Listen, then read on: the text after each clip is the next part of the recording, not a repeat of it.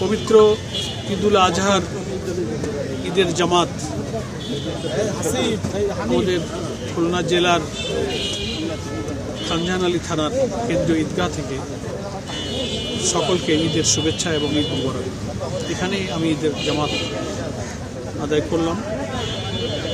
আসলে সারা দেশে এবং সারা মুসলিম উম্মার মধ্যে ঈদুল আজহার যে শিক্ষা, সেটা আজকে ঈদগাহগুলোতে আমাদের ইমাম এবং খতিব সাহেব প্রায় আলোচনা করেছেন যে আমাদের জাতির পিতা হযরত ইব্রাহিম আলাইহিসসালাম এবং ইসমাঈল আলাইহিস সালাম শুধু আল্লাহর হুকুম মানার জন্য ত্যাগের যে নিদর্শন ওনারা স্থাপন করে গেলেন, যে আল্লাহ যা বলবেন তাতে আমি রাজি, তাতে আমার যত ক্ষতি হোক, আমার যত প্রিয় বস্তু চলে যাক, যত ভালো লাগা ইচ্ছা আকাঙ্ক্ষা সব কিছু কোরবানি দেবো, শুধু আল্লাহর হুকুম মানার প্রয়োজন। তো এই শিক্ষাটা যদি মুসলিম জাতি তার জীবনে, সমাজে, সংসারে, রাষ্ট্রে, সারা দুনিয়ায়, সভ্যতায় যদি শুধু আল্লাহর হুকুমের উপরেই নিজে এবং সমাজ চলতে পারে, তাহলে সারা জীবনেই কিন্তু শান্তি এবং কল্যাণ বিরাজ করে।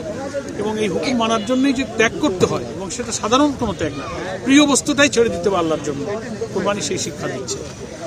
ফলে আমি শুধু সারা দেশবাসী, বিশেষ করে আমরা যেখানে ঈদের জামাতে শরীক হলাম, আমার খুলনা এই অঞ্চলের সমস্ত মুসলিম ভাইদের কাছে কোরবানির এই শিক্ষা অনুযায়ী আমাদের জীবন এবং সমাজ গড়ে তোলার যে পবিত্র শিক্ষা পেলাম, সেই শিক্ষা অনুসরণ করে চলার আমরা যেন চেষ্টা করি, তাহলেই আমাদের সমাজটা আল্লাহমুখী হবে।